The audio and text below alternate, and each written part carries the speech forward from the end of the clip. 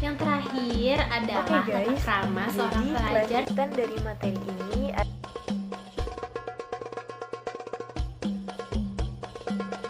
Kali ini kelompok kami akan menjelaskan mengenai kitab kuning yang berjudul Adab al-Alim wal Muta'alim fima yajibu ilaihi al-muta'alimi fi ahwali ta'limihi wa ma yatawaqqafu alaihi al-muta'alim fi maqamati ta'limihi, dengan nama penulis Hadlatus Syekh Hashim Asy'ari, penerbit Maktabah Ad-Duraj Al-Islami, Tepu Ireng, Jombang, Jawa Timur, dengan tahun terbit tahun 1415 Hijriah, tebal halaman 110 halaman. Kitab ini terdapat 8 bab, ditambah dengan satu lagi khutbah kitab atau pendahuluan. Bab pertama membahas tentang keutamaan ilmu, keutamaan belajar, dan keutamaan mengajar. Dan bab ini terdapat satu pasal yang menekankan bahwa keutamaan-keutamaan tersebut dikhususkan kepada para ulama yang benar-benar mengamalkan ilmunya. Bab kedua menjelaskan mengenai 10 etika seorang murid terhadap dirinya sendiri. Bab ketiga membicarakan tentang 12 etika seorang murid terhadap gurunya. Bab keempat membicarakan tentang 13 etika yang harus dipegangi seorang murid dalam kaitannya dengan mata pelajaran yang sedang dipelajari. Bab kelima membahas tentang 20 etika seorang alim lulus belajar terhadap dirinya sendiri.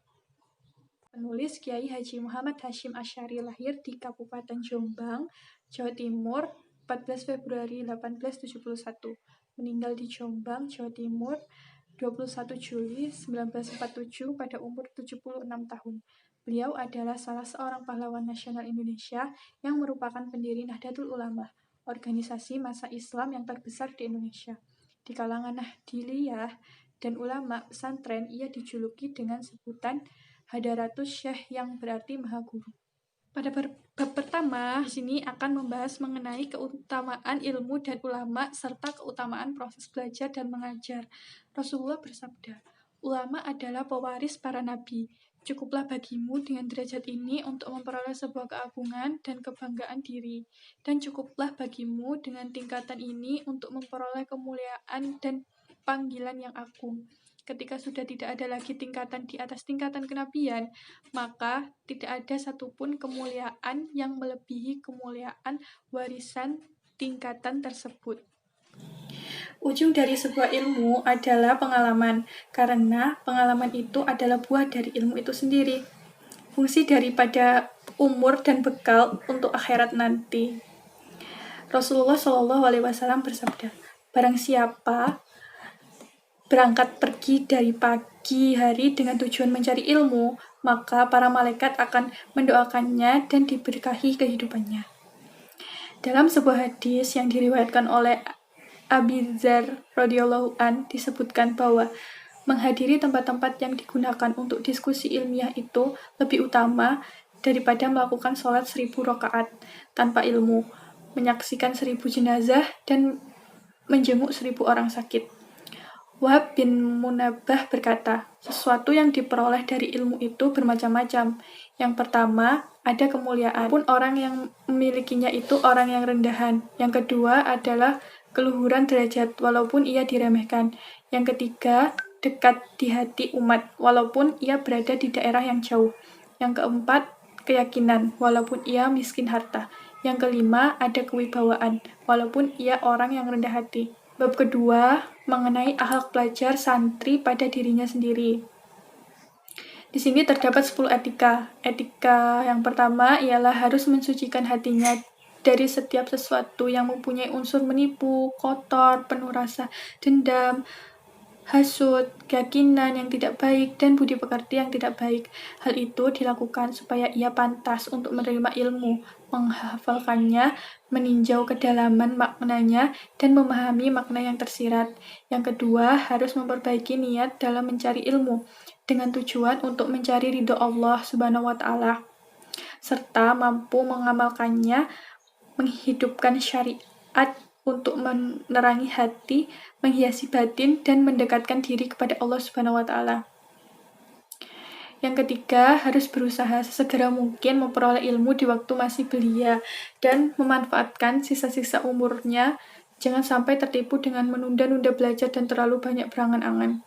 Yang keempat, harus menerima apa adanya atau qanaah, berupa segala sesuatu yang mudah didapat, baik itu berupa makanan atau pakaian, dan sabar atas kehidupan yang berada di bawah garis kemiskinan yang ia alami ketika dalam tahap proses mencari ilmu.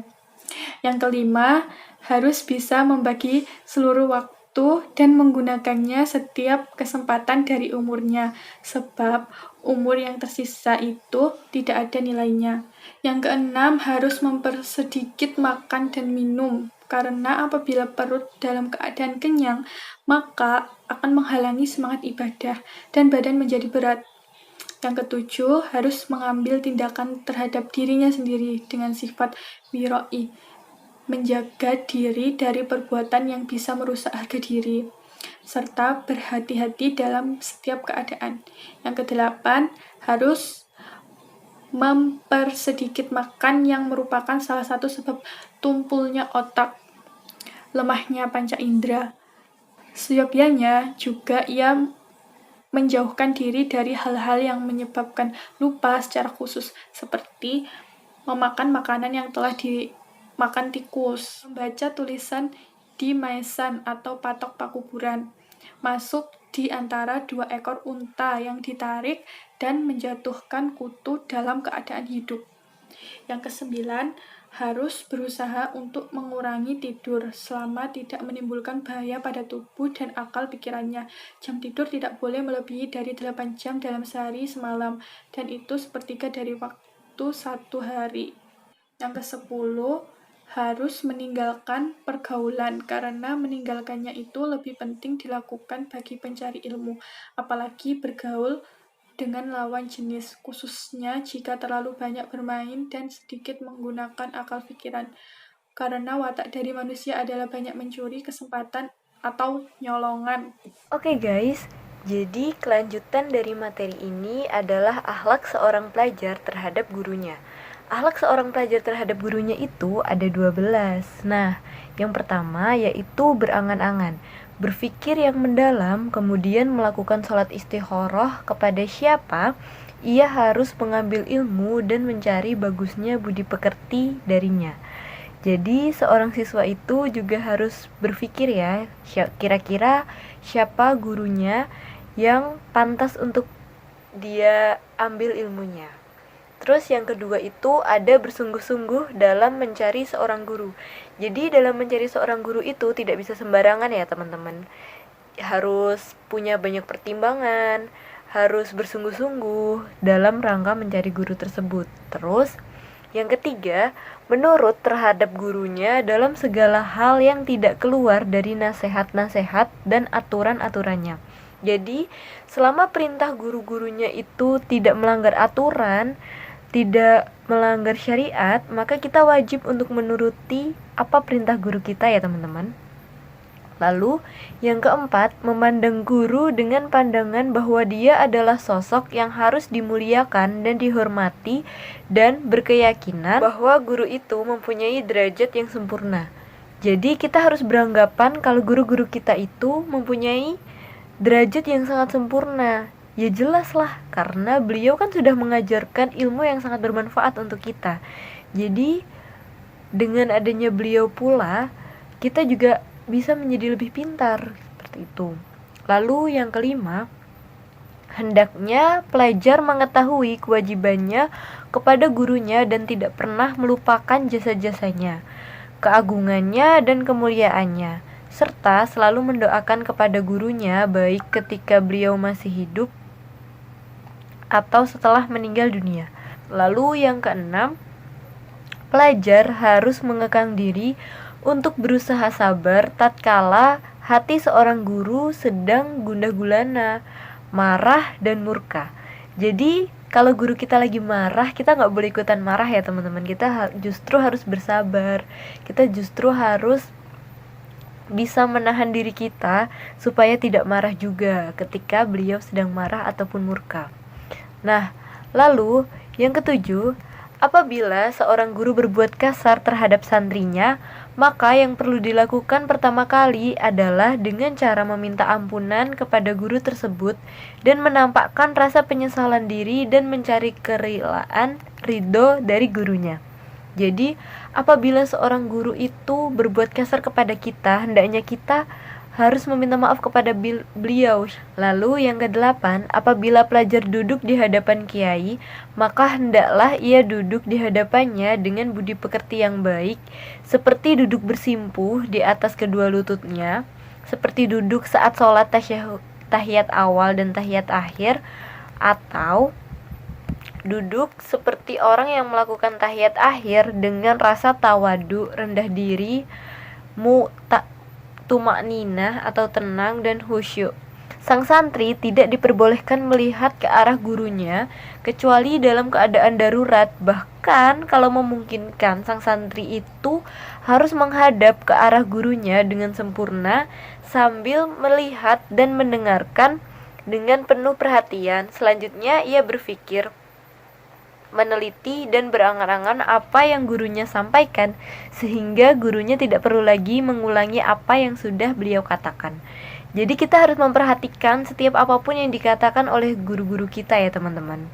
Nah, yang kesembilan, pelajar tidak diperbolehkan membuat kegaduhan sehingga terdengar oleh sang guru, dan tidak boleh kalau kita itu mengabaikan beliau. Jadi kita tidak boleh mengabaikan sedikit pun apa yang beliau sampaikan. Kita harus selalu mendengarkan apa yang sedang beliau sampaikan ya teman-teman. Nah, yang selanjutnya, yang ke-10, santri tidak boleh menertawakan sesuatu kecuali hal-hal yang kelihatan sangat menggelikan, lucu dan jenaka. Ia tidak boleh mengagumi sesuatu ketika berada di hadapan gurunya. Jadi kalau kita sedang berada di hadapan guru kita, kita harus serius ya. Kita nggak boleh bercanda. Yang ke-11, apabila pelajar sedang bersin, maka hendaknya berusaha untuk memelankan suaranya dan menutupi wajahnya menggunakan apapun. Bisa sapu tangan, bisa tangannya sendiri, seperti itu. Itu juga termasuk adab kepada guru kita ya. Terus yang ke-12, pelajar tidak boleh mendahului gurunya dalam menjelaskan sebuah permasalahan atau menjawab beberapa persoalan kecuali ia mendapatkan izin dari guru tersebut. Nah, jadi kalau kita nggak disuruh sama guru kita tidak diperbolehkan untuk menjelaskan sebuah permasalahan itu. Nah, oke teman-teman, jadi yang selanjutnya itu akhlak pelajar terhadap pelajarannya. Yang pertama, hendaknya pelajar memulai pelajaran dengan pelajaran-pelajaran yang sifatnya itu fardu, sehingga pada langkah pertama ini ia cukup menghasilkan 4 ilmu aja. Yang pertama itu ilmu tauhid, yang kedua itu pelajar harus mempunyai keyakinan bahwa zat yang maha luhur mempunyai sifat kuasa, menghendaki, sifat ilmu, hidup, mendengar, melihat, dan kalam. Yang ketiga ilmu fikih, dan yang terakhir adalah ilmu tasawuf. Nah, keempat ilmu ini adalah ilmu wajib ain yang harus diketahui oleh seorang pelajar. Lalu yang kedua, setelah santri mempelajari ilmu-ilmu yang bersifat fardu ain, maka hendaklah dalam langkah selanjutnya ia mempelajari ilmu-ilmu yang berkaitan dengan kitab Allah atau tafsir Al-Quran, sehingga ia mempunyai keyakinan dan i'tiqad yang sangat kuat.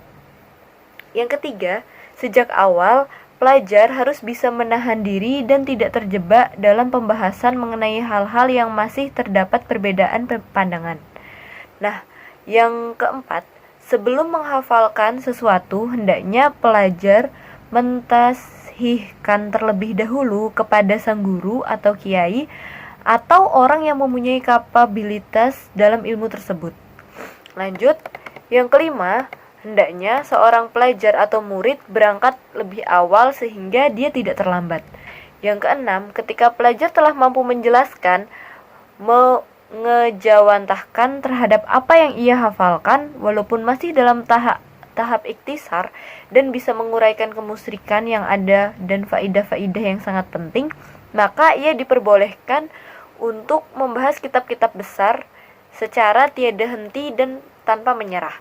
Nah, yang ketujuh, pelajar harus selalu mengikuti halaqah atau diskusi atau musyawarah dengan gurunya dalam setiap pelajaran. Nah, sebaiknya pelajar itu selalu mengingat setiap peristiwa kejadian yang terjadi dalam forum diskusi bersama gurunya. Selanjutnya, yang kedelapan, apabila pelajar menghadiri pertemuan dewan guru, maka hendaklah dia mengucapkan salam kepada orang yang sudah hadir pada forum tersebut. Yang kesembilan, pelajar hendaknya tidak segan-segan, tidak perlu malu menanyakan sebuah persoalan yang menurutnya itu sangat sulit dalam memahami sesuatu. Jadi, kita tidak boleh malu-malu untuk bertanya kepada guru kita ya teman-teman. Nah, selanjutnya, bila dalam belajar santri menggunakan sistem sorogan, suatu metode belajar dengan maju satu persatu, langsung disimak dan diperhatikan oleh ustadznya, maka ia harus menunggu gilirannya itu dengan tertib, tidak mendahului peserta yang lain, kecuali ada yang mengizinkannya. Nah, ke-11, menjaga kesopanan duduk di hadapan ustadz ketika mengikuti kegiatan belajar, dan juga harus memperhatikan kebiasaan, tradisi yang selama ini dipakai, diterapkan oleh ustadz dalam mengajar. Nah, selanjutnya yang ke-12 yaitu menekuni pelajaran secara saksama dan perhatian dan tidak berpindah pada pelajaran yang lain sebelum pelajaran yang pertama itu bisa difahami terlebih dahulu. Jadi kita harus memahami semuanya itu satu persatu dengan perlahan-lahan, tidak perlu terburu-buru. Jika belum paham terus diulangi, lalu bisa lanjut ke pelajaran selanjutnya, seperti itu. Nah, yang ke-13, bersemangat dalam menggapai kesuksesan dengan diwujudkan pada kegiatan-kegiatan yang positif dan bermanfaat serta berpaling dari keresahan yang mengganggu dan meringankan biaya. Jadi, kita harus optimis dalam mencapai kesuksesan kita masing-masing. Nah, jadi itu tadi adalah akhlak atau adab seorang pelajar terhadap pelajarannya. Itu akhlak ustadz terhadap dirinya sendiri. Yang pertama, selalu istiqomah dalam muraqabah kepada Allah Subhanahu wa taala. Yang kedua, senantiasa berlaku khauf atau takut kepada Allah Subhanahu wa taala. Yang ketiga, senantiasa bersikap tenang. Yang keempat, senantiasa bersikap wirai. Yang kelima, senantiasa bersikap tawadu. Yang keenam, selalu bersikap khusyuk kepada Allah Subhanahu wa taala. Yang ketujuh, menjadikan Allah sebagai tempat meminta pertolongan dalam segala keadaan. Yang kedelapan, tidak menjadikan ilmunya sebagai tangga untuk mencapai keuntungan yang bersifat duniawi, seperti untuk jabatan, harta, dan untuk terkenal, dan lain sebagainya. 9. Tidak mengagungkan santri-santri karena berasal dari keluarga penguasa, seperti pejabat dan konglomerat. Nah, lanjut untuk yang ke-10, yaitu berakhlak dengan zuhud terhadap dunia. Hanya mengambil sedikit dari harta dunia hanya untuk memenuhi kebutuhan pribadinya sendiri. Yang ke-11, menjauhkan diri dari usaha-usaha yang rendah dan hina menurut watak manusia, juga dari hal-hal yang dilarang oleh syariat. Yang ke-12, menjauhkan diri dari tempat-tempat yang kotor atau maksiat meskipun tempat tersebut jauh dari keramaian. Yang ke-13, menjaga dirinya dengan beramal dengan memperhatikan syiar-syiar Islam dan zahir-zahir hukum seperti melakukan sholat berjamaah di masjid, menyebarkan salam baik kepada orang yang khusyuk maupun orang yang umum. Yang ke-14, yaitu bertindak dengan menampakkan sunnah-sunnah yang terbaik dan segala hal yang mengandung kemaslahatan kaum muslimin melalui jalan yang dibenarkan oleh syariat agama Islam baik dalam tradisi atau pada watak. Yang ke-15, membiasakan diri untuk melakukan kesunahan yang bersifat syariat, baik kauliyah maupun fi'liyah. Yang ke-16, bergaul dengan orang yang memiliki akhlak yang baik. Yang ke-17, membersihkan hati dan tindakannya dari akhlak-akhlak yang jelek dan diteruskan untuk merealisasikannya dalam perbuatan-perbuatan yang konkret dan baik. Yang ke-18, senantiasa bersemangat dalam mencapai perkembangan keilmuan dirinya dan berusaha dengan sungguh-sungguh dalam setiap aktivitas ibadahnya. Yang ke-19, mengambil pelajaran dan hikmah apapun dari setiap orang tanpa membeda-bedakan status, baik itu berupa jabatan, nasab, umur, persoalan yang lainnya. Yang ke-20 atau yang terakhir, yaitu membiasakan diri menyusun atau merangkum kitab jika memang mempunyai keahlian di bidang itu. Nah, jadi itu adalah 20 akhlak seorang alim yang harus mereka lakukan. Terima kasih teman-teman. Selanjutnya akan disampaikan oleh teman saya, yaitu Puspita. Oke guys, selanjutnya ada akhlak ustadz ketika mengajar. Nah, saat mengajar hendaknya setiap ustadz bersih dari segala hadas, memakai wangi-wangian dan menggunakan pakaian yang pantas. Semua itu dilakukan dengan niatan untuk mengagungkan, memuliakan, dan menghormati ilmu, serta menghormati syariat agama Islam, dan sebagai upaya untuk taqarrub ilallah, yaitu mendekatkan diri kepada Allah, menyebarkan ilmu, dan menghidupkan syariat. Nah, ketika Ustadz keluar rumah dengan tujuan untuk mengajar, hendaknya beliau berdoa, "Ya Allah, aku berlindung kepadamu dari kesesatan dan disesatkan, dari kegelinciran dan digelincirkan, dari berbuat zolim dan dizolimi, dari berbuat bodoh dan dibodohi. Ya Allah yang maha agung, pertolonganmu dan maha pujimu, dan tiada ada Tuhan yang layak disembah selain Engkau. Aku mohon penjagaan kepada Allah, dan aku tawakal kepadamu. Tiada daya dan kekuatan kecuali dengan pertolonganmu. Ya Allah, teguhkanlah hatiku dan tampakkanlah kebenaran di lisanku." Nah, ketika sampai di kelas, ucapkan salam, menjaga sikap dengan baik, tenang, berwibawa, tawadu, khusyuk, dan jika memungkinkan menghadap kiblat. Nah, hal-hal yang harus diperhatikan yaitu hendaknya seorang ustadz menjaga dirinya dari hal-hal yang mengurangi kewibawaannya. Hendaknya tidak mengajar saat keadaan lapar, haus, marah, cemas, mengantuk, atau saat waktu panas dan dingin yang berlebihan. Hendaknya duduk dengan menampakkan diri supaya bisa dilihat oleh semua muridnya, supaya mereka bisa memuliakannya. Kemudian harus berkata dengan bahasa yang lemah lembut terhadap orang lain. Dan juga ustadz hendaknya berdiri untuk menghormati para pemimpin Islam sebagai ungkapan rasa penghormatan dan melihat kepada para hadirin dengan tujuan untuk menghormati. Menatap orang yang mengajak bicara, orang yang bertanya tentang sesuatu, dan orang yang menemuinya.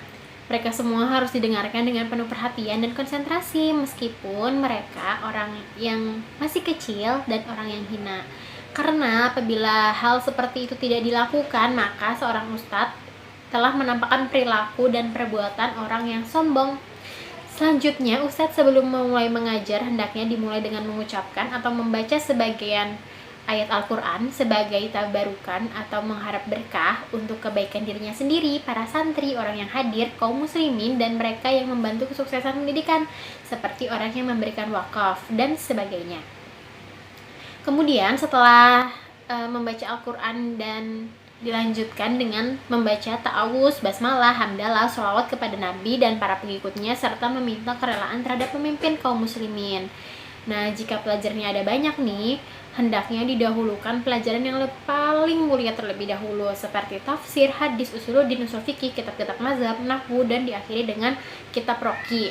Hendaknya seorang ustadz meneruskan pelajaran yang belum diselesaikan dengan baik dan menghentikan pelajaran jika sudah selesai materi pembahasannya.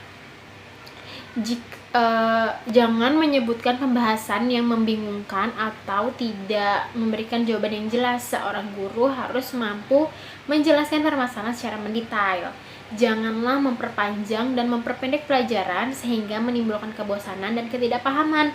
Jangan membahas persoalan kecuali pada forum resmi. Tidak boleh memajukan atau menunda jadwal kecuali ada kemaslahatan untuk umum. Selanjutnya, hendaknya tidak mengeraskan atau melemahkan suara lebih dari sekadar kebutuhan, namun lebih utama adalah bagaimana suara itu tidak terlalu melebihi batas. Al-Khatib Al-Baghdadi telah meriwayatkan sebuah hadis dari Nabi SAW. Sesungguhnya Nabi mencintai suara yang pelan dan samar, dan beliau membenci suara yang keras atau nyaring. Namun jika di forum ada orang yang pendengarannya kurang peka, maka diperbolehkan untuk mengeraskan suara. Orang ustadz hendaknya menjaga kelasnya dari kegaduhan, keramaian, atau permasalahan yang tidak jelas arahnya. Al-Rabi telah berkata, Imam Syafi'i apabila mengadakan debat, adu argumentasi, atau mujadalah dengan orang lain, kemudian orang itu pindah pada permasalahan yang lain sebelum tuntas, maka Imam Syafi'i berkata, aku akan menyelesaikan masalah ini, baru kemudian pindah pada masalah yang engkau kehendaki. Nah, berikutnya ada akhlak guru terhadap santri. Yang pertama, meminta santri untuk mengulang dan menguji hafalannya yang telah lalu. Seorang guru hendaknya memberikan informasi mengenai pokok bahasan atau dalil yang telah dipelajari. Apabila ada santri yang menjawab benar, maka berterima kasih dan pujilah mereka. Yang kedua, jika ada santri yang memberikan aspirasi dan tidak takut menampilkan kemampuannya di depan umum walaupun masih minim, hendaknya diberikan semangat. Kemudian seorang guru juga hendaknya mengulangi materi agar siswanya lebih paham. Yang ketiga, apabila seorang murid melakukan sesuatu yang mengkhawatirkan, maka dinasihati dengan lemah lembut. Yang keempat, hendaknya seorang guru tidak menonjolkan salah satu pelajar di antara yang lainnya dalam hal apapun. Kita harus memperlakukan semua pelajar itu dengan sama. Yang kelima, berperilaku lemah lembut kepada muridnya. Jika ada hal yang tidak benar, maka dinasihati secara tertutup. Hendaknya selalu mengucap salam, berbicara yang baik, tolong-menolong, berbakti, dan bertakwa. Yang keenam, seorang guru berusaha untuk selalu mengkondisikan muridnya dengan perhatiannya dan membantunya sekuat tenaga tanpa ada rasa terpaksa. Yang ketujuh, apabila pelajar tidak masuk dari biasanya, maka hendaknya ditanyai keadaannya kepada kawannya yang biasa bersamanya. Kalau emang kawannya tidak tahu, maka mengutus kawannya untuk mendatangi si murid tersebut, atau yang lebih utama adalah mendatangi murid tersebut dengan sendiri. Lalu rendah hati di hadapan muridnya. Allah berfirman kepada nabinya, rendahkanlah lambungmu kepada orang miskin yang mengikutimu. Nabi juga bersabda, sesungguhnya Allah mewahyukan kepadaku untuk senantiasa tawadu. Tiada ketawaduan kecuali Allah yang mengangkatnya. Yang terakhir adalah tata krama seorang pelajar dengan buku-buku sebagai alatnya ilmu dan yang berhubungan dengan cara memperolehnya. Yang pertama, sebaiknya sebagai pelajar berusaha dalam memperoleh buku yang dibutuhkan. Bila memungkinkan, maka beli buku tersebut. Namun, apabila tidak memungkinkan, maka dengan cara menyewa atau meminjam. Yang kedua, pinjamkan buku kepada orang yang tidak membuat buku tersebut rusak. Dan sebaiknya kita sebagai peminjam berterima kasihlah kepada orang yang meminjami. Janganlah memperlama masa peminjaman jika tidak ada kebutuhan. Jangan memperbaiki sesuatu dari buku tersebut tanpa izin dari pemiliknya. Yang ketiga, jika kita sedang menyalin atau membaca buku tersebut, maka jangan diletakkan di tanah dalam keadaan terbuka, supaya buku tersebut tidak cepat terputus dari jilitannya dan juga tidak menjadi lembab atau basah. Yang keempat, apabila meminjam sebuah buku atau membelinya, maka telitilah dahulu pada awalnya, akhirnya, tengahnya, dan urutan pada setiap bab atau lembarnya atau halamannya. Dan yang terakhir, apabila kita menyalin sesuatu berupa ilmu pengetahuan syariat, maka sebaiknya dalam keadaan suci dan menghadap kiblat, suci badan dan pakaiannya, dan juga dengan tinta yang dipakai yaitu dalam keadaan suci, dan mulailah menulis dengan tulisan basmalah. Kesimpulan dari semua yang kita sampaikan tadi adalah dalam menuntut ilmu, baik santri maupun guru haruslah memiliki tata krama yang baik. Sebagai seorang pelajar maupun pengajar haruslah memiliki adab yang baik, harus mengajarkan dan mencontohkan yang baik terhadap orang lain. Bahkan dalam belajar pun baik santri maupun guru memiliki keutamaannya tersendiri. Sekian materi dari kami, kurang lebihnya mohon maaf. Wabillahi taufiq wal hidayah. Wassalamualaikum warahmatullahi wabarakatuh.